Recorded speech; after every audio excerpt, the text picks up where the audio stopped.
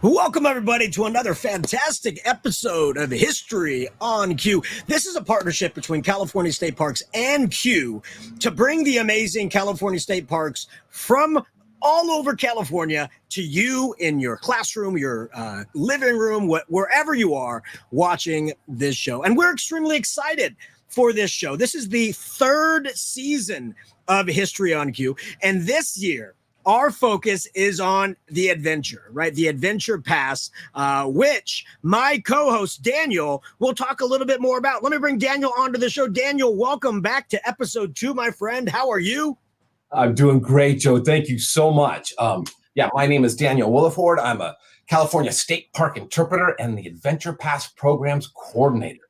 The Adventure Pass is a program that's in partnership with the First Partners Office and the Natural Resources Agency, where California State Parks provides free day use entry for fourth graders and their families into 19 amazing state parks throughout the state. So super exciting and free. Did I mention that part? Yeah. Well, I love that you said fourth graders and their family, right? Because it's like, parents, you don't just have to drop off your fourth grader and say, we can't come in. It's the whole family, right? Never with the fourth graders, even friends. If they happen to be in the car with them, they get in free too. Pack them in the vehicle, everybody. Pack them in. Go to California State Parks that are part of the Adventure Pass. And Daniel, in fact, that's what this show is focusing on. The parks that we are visiting this season are all part of the Adventure Pass. Last episode, if you haven't watched it, everybody go back and watch episode 1. We visited the California State Railroad Museum in Sacramento, an amazing place. I mean, I didn't know I was a train fanatic until I saw the trains there. Absolutely great. I mean, it took me back to fourth grade or fifth grade when I visited there for the very first time. It's fantastic. And this time we're visiting a park that I've never been to. Can you give a little bit of a taste, Daniel, of where we're going today? Well, I'm glad you said taste, because we are going to the California Citrus State Historic Park. And we're going to meet up with Jose there, who's going to tell us exactly where it is and just the specialness of citrus in the context of California, in our history and in our present, and perhaps even into our future. Well, you mentioned Jose, and I think he's here. I hear him knocking. Here he is. Jose, are you there? Jose, hello. Awesome. Hey, how's it going? We're doing great. Yeah.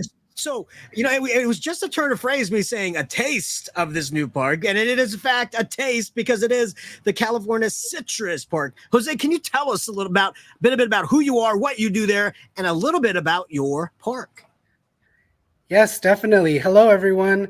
My name is Jose. I am the State Park Interpreter 1 here at California Citrus State Historic Park. It is located in Riverside, California, in Riverside County here in Southern California.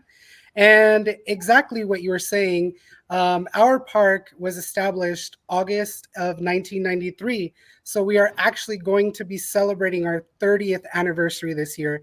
And we're super excited to have all visitors, including fourth graders and their families, come and visit us. And we're going to be celebrating our 30th year. Exactly as you're saying. So our park is dedicated to showcasing the mass diversity of citrus fruit. So here in our park, we actually have what we call our varietal groves, and we showcase 70 different varieties of citrus fruit. So, we kind of have everything that you can think of: lemons, limes, grapefruits, mandarins, oranges. We all have it here, showcased here in our park. No, you mentioned, Jose, that the park was added into the California State Park system in 1993. To me, that seems relatively recent. Is this one of the newest California state parks that has been added to the pantheon of parks we have in California? Yes, it is definitely one of the newer state parks in the system. And the intent with the creation of California Citrus State Historic Park is just that: to preserve the history of the citrus industry and how vital and integral it is to California culture. I remember growing up, as a kid in Pomona, which is not too far from here. And I myself remember as a kid seeing citrus groves all over my neighborhood and just seeing how that has progressed and changed over time. And so as development is increasing, the intent with our park is to preserve that history and to showcase the importance of citrus in California. Awesome. You know, I grew up near a citrus grove too, right near Cal Citrus State Historic Park in the town of Redlands. And we used to play in the orange groves all the time. It was our playground. My question for you, Jose, is where the park is now, are there some old orange trees there? Was the park kind of built around an old grove or? Yeah, so there were definitely groves in the area. And then once the park was established, it was definitely kind of created, with the intent of having the space usable for visitors. So we have picnic areas, we have an amphitheater, we have this interpretive museum, a visitor center where I'm actually in right now. And it's really cool because it was designed to be a replica of a packing house. And so a packing house is a place in which once citrus was harvested, it would be brought here, washed, sorted, packaged into boxes, and then shipped to the grocery stores where you can all access that fruit. Now, when I think of citrus or oranges, I always think of Florida, right? Does California have like a large production of citrus that they ship out? And have you ever had any visitors from Florida say, wait a minute, why are you trying to steal our business?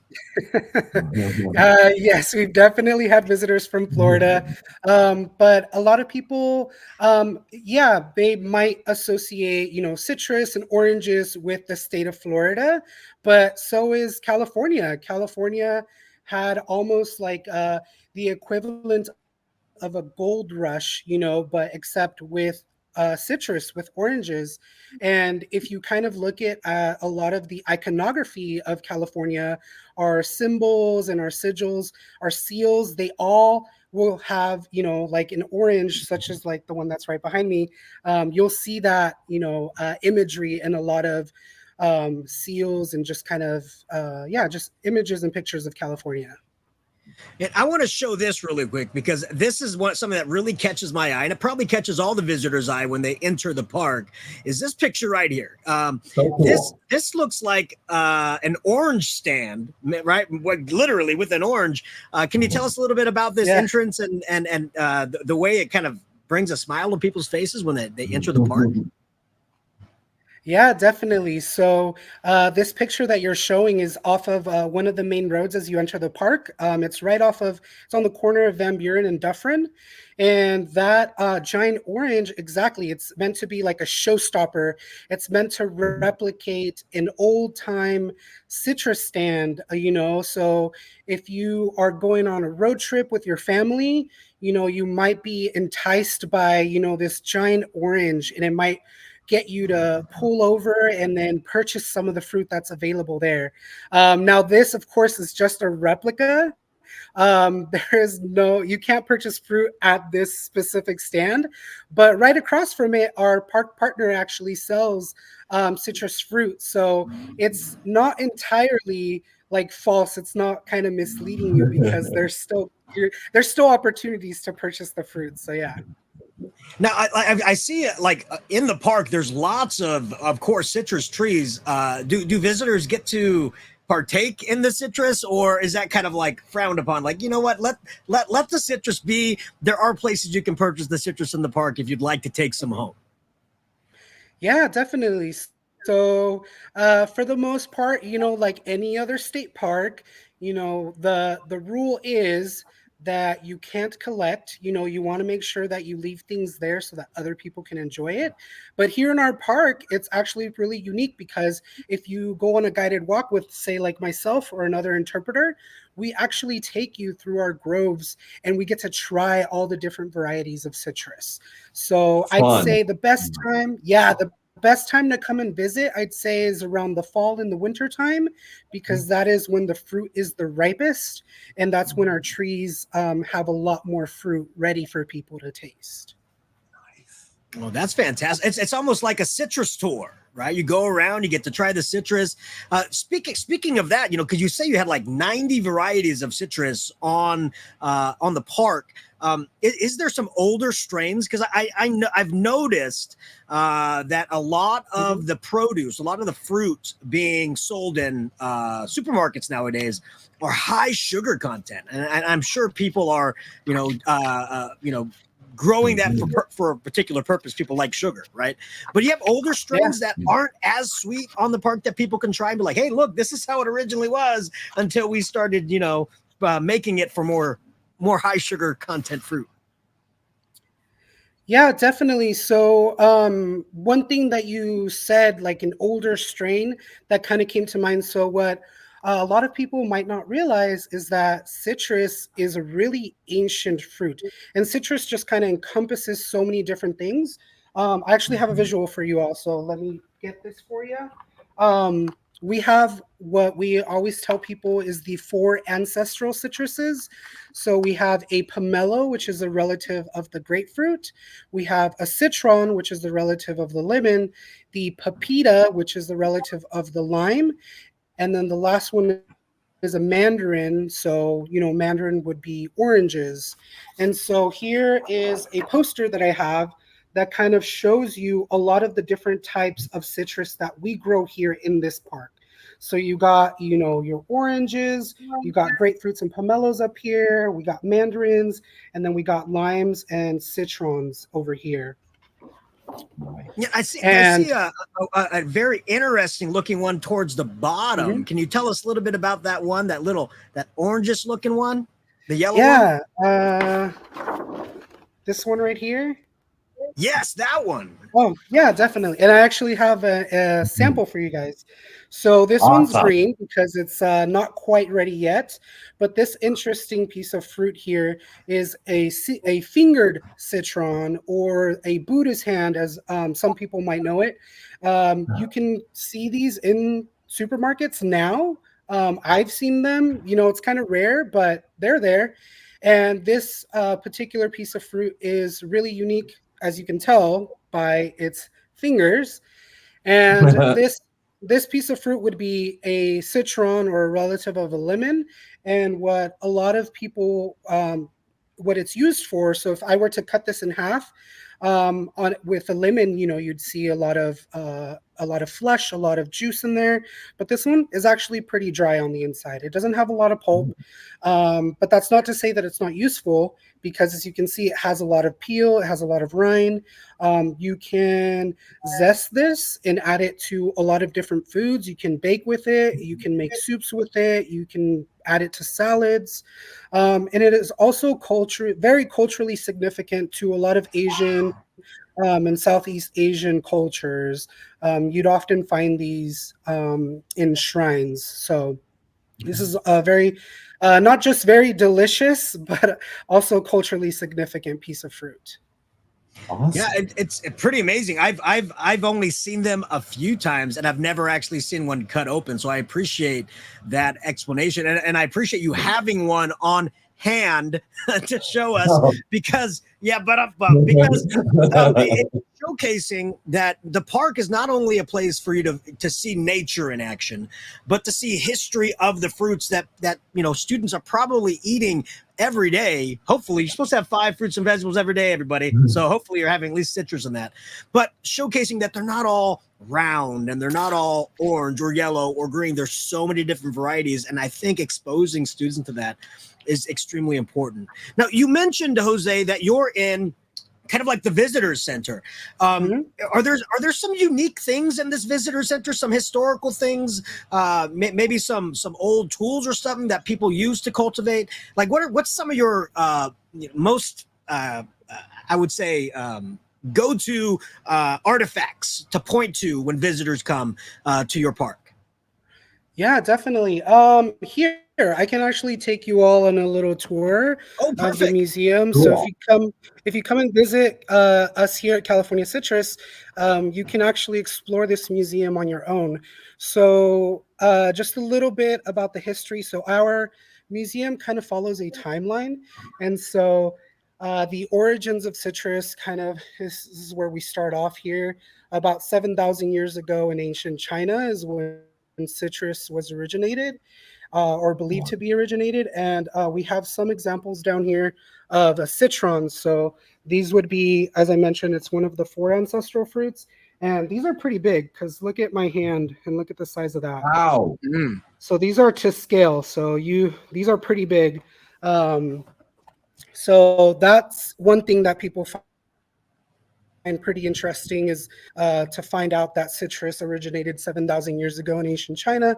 And so as you go through the timeline, you kind of, go through as how citrus traveled from China and how it made its way over here to the Americas. The next panel I would like to highlight is a historical figure by the name of Eliza Tibbets. And Eliza Tibbets is kind of known to be one of the leading pioneers in getting citrus, not just to California, but to Riverside here specifically. So she had a friend named William Saunders who worked for the Department of Agriculture, and he gifted her a few Bahia navel oranges, which Bahia oranges originated from Brazil. And so he gave Eliza 2 trees, which we kind of have little 2 trees there. She planted these in her yard and she let them grow, and they gave these really delicious navel oranges, and they were highly favored. She took them to county fairs, and a lot of people really wanted cuttings of that tree because they found the fruit to be super delicious. And today, that orange has been renamed the Washington Navel. So if you go to a store and you purchase a Washington Navel orange, you are tasting a fruit that once was grown in Brazil, and it was called the Bahia navel orange. And it's also highly favored because it is a really sweet fruit. So navel oranges are really delicious because that's usually what people prefer to eat because they're so sweet. And then they're right in the winter time, right? So they're like a gift in the winter, of this yummy, bright orange fruit, Yeah. And then the last thing I want to mention that's pretty cool, or second to last thing, because I have one more other thing. You mentioned that the last episode was at a railroad museum. And so here we have, so the way that citrus traveled from California over to the East Coast and then beyond from there was via railroad. And so here we have this display here that is supposed to replicate ice. So as you know, most food doesn't really last too long unless it's refrigerated. So what would happen is a lot of workers would harvest ice from the Sierra Nevada mountains inland in like central California, and they would pack this ice into rail cars, into trains. And that is what would keep the fruit fresh from spoiling. And that's how it was able to get shipped over to the East Coast. Wow. I love that story. I mean, that scene that you showed just reminds me of the beginning of Frozen, right? I have 2 younger girls and they watch Frozen all the time, cutting the blocks of ice for different purposes. That just reminds me of that. And it's fantastic to think about because, again, at the beginning of the episode, we talked about how, a lot of times people think of Florida when you think of oranges, but you're showcasing that, hey, no, California was here first and we had to ship it to the East Coast because it was so highly prized. I just love learning history about some of the things we take for granted. Like the oranges we see in the supermarket have a great history here in California, and your park shows it. Now, Jose, you said there was another thing. You said that was the second to the last thing. Was there one more thing you wanted to show us? Oh, yeah. So the last thing that I wanted to show is, so when people think of museums, they think of places where you have to be really quiet and you can't make a lot of noise. But here, what we're trying to do is we're trying to kind of shift the narrative and shift the way in which people perceive what a museum is supposed to be. And so one of the cool things here is that we have So earlier I mentioned that the museum is a replica of a packing house. And so inside a packing house, you would have machinery, and one of that piece of machinery is a citrus sizer. And so a citrus sizer is basically this giant machine that is meant to sort the fruit into different sizes. And that way it gets sorted into different boxes, and then it's able to be shipped off to the grocery stores where people can purchase that. And so one of our past volunteers actually built a small scale version of a citrus sizer. And so people, when they visit our park, that little orange bucket that's up there on top of the sizer, you can fill that up with all the fruit, all the little plastic fruit that's down there, and then pour it down the sizer there, and it'll get sorted into the different little bucket or little Fun. crates there. So Perfect for fourth graders and their families. yeah. Yeah, and I would say if you're looking to amplify the noise, picking the fourth graders part of the Adventure Pass is a great option to amplify that excitement. That'll get the narrative going. Yeah, and I love seeing like that assembly line, right? Because nowadays we see machines kind of doing that sorting, and we see computers and lasers identifying the size and the ripeness, and these air things that shoot out at these citrus or produce to get rid of what they deem as not good enough to be sitting on store shelves. But to see that just gravity and canvas can do kind of that same thing, it really takes us back to the ingenuity that our ancestors had, all the way back, to even the early 1900s, right? Yeah, and citrus does require a lot of labor from people as well. And I actually have this photo that I would like to show you that kind of shows you a little bit of history of what you would find inside of a packing house. So at this time, it was predominantly women who would be working in the packing houses. I believe this was 1950s. So you can kind of see what an actual so a sizer would probably be like over here, and this is kind of a conveyor belt where once the fruit was packaged, would be put on the conveyor belt and then ready to be shipped off. And that picture means a lot to me because my grandmother and her sisters worked in a packing house, I believe in the 40s and 50s, and so she would always tell me the stories about how they were in there and doing the sorting and doing the work before I think they were in a peach packing house though, so before the peaches got canned. But it just brings home my history of my family all the way through. So I really appreciate you sharing that picture. Now, Jose, I always like to ask this before we sign off for the day. As an educator, I have so many stories of silly questions. I know we say there's no silly questions, but sometimes they're asked, and you're like, "Oh, that's a silly question," and you give an answer to it. But is there any instance in your career as an interpreter at the park, maybe a funny story that you have, maybe a question or experience a visitor had, just something that you would love to share about something that brings a smile to your face whenever you think about this situation? Yeah, definitely. I can't really think of like any silly questions at the moment, but I think two of the things that definitely kind of stand out to me as I've been working here for this park is one, just kind of the excitement that families get when I tell them that encourage them to use the citrus sizer, because a lot of them just kind of see it and they're like maybe too shy or too nervous to use it because it makes a lot of noise. But I encourage them to use it, and just to kind of see the joy in the kid's face or like the parents' face, knowing that they're in a place where they're allowed to make noise. And then the other thing is either just giving a tour of the groves, or when we have fruit available for tasting. A lot of people, which surprised me because I grew up with some variety in citrus. For a lot of people, it's their first time seeing a blood orange or tasting it, and sometimes people kind of get put off by the name blood orange, or by the striking color of the fruit, but then they taste it and you kind of open a new world for them. And so just getting to experience moments like that truly make my job really enjoyable.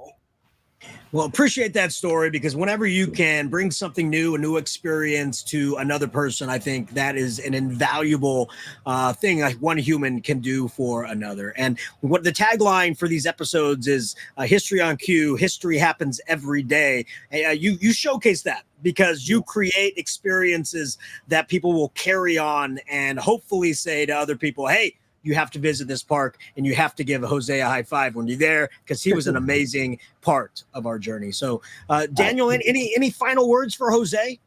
Oh, Jose, thank you so much. You have brought California Citrus State Historic Park alive for us. And I know that, something I've heard before about Cal Citrus, it's not only a place where you can go and experience history, but you taste history also there. So Jose, you're fantastic. Nice job. Thank you so much. Yeah, and after you telling me the history of citrus starting in ancient China and just the beauty of citrus, I think I'm gonna have some orange chicken today for lunch, because just to bring that all full circle. Nice. Yeah. So Jose, thank you so much, my friend. I appreciate it. And I am going to make an attempt as the best I can this fall to take your advice and visit California Citrus State Park, because just looking at the images I see on my screen and the visual behind Daniel, it looks like an amazing location. And I definitely want to give you a high five, Jose, when I go there. So I'm going to hit you up. I'm going to tell you when I'm coming, and we're going to meet each other in person. How's that? All right. That sounds excellent. I'm excited and ready for your visit. Excellent. Well, thank you so much, Jose. I know you got a full day ahead of you, but just keep doing what you're doing, because you're doing fantastic work. So thank you so much, my friend. Thank you so much. Jose. Oh my goodness, Daniel, thank you so much for connecting Jose to the program. You could tell by the way he just is exuberating energy that he loves his job. He knows the history of the park, and he just has a passion for the work that he does. And that's not only him. Right? Like, we have some future parks that we're going to be visiting, and we know that there are amazing interpreters just like Jose there as well. Can you give our viewers maybe a couple tastes of the different parks that we're going to be seeing here in the near future? Absolutely, Joe. We've got some great parks lined up for History on Cue. I know that we'll be doing a recording at Millerton Lake State Recreation Area, just outside of Fresno. Just down the street from me. Yeah, just right down. The foothills of the Sierra Nevadas. We also have signed up to do a recording as Empire Mine State Historic Park, which is up north of Millerton, up north of Sacramento, in the gold country. And it was one of the biggest gold mines, if not in California, in the nation, I'm pretty sure. But we'll learn more about that when we go to Empire Mine. Exciting stuff. I'm so excited. I'm so excited. And those are all part of the Adventure Pass. Am I correct in saying that? You are correct in saying that. So these are Adventure Pass parks where fourth graders can sign up online. You can see that tickering across the bottom of the screen. That's the website where you'll get information to sign up for your free Adventure Pass. It's for California fourth graders. It'll get them into free day use into these parks that we've been mentioning: Cal Citrus, Empire Mine, Millerton, the California State Railroad Museum, which we visited last time. You can go on to that webpage and it'll show you those 19 parks that run from up north in Jedediah Smith all the way to Silver Strand State Beach in San Diego County as well. Amazing. And Daniel, thank you so much for being an amazing co-host on our journey across California to visit these parks. Thank you again to Jose for his amazing information he's given us on California Citrus State Park. And thank you, viewers, for sticking with us and watching these parks. Please look out for future episodes airing every other Tuesday at 4 p.m. Pacific Standard Time. So, Daniel, thank you so much. Viewers, Thank you so much. And we just want to say thank you so much to California State Park and the Ports program for being such amazing partners for educators, students, and the Q organization. Have yourselves a wonderful, wonderful day.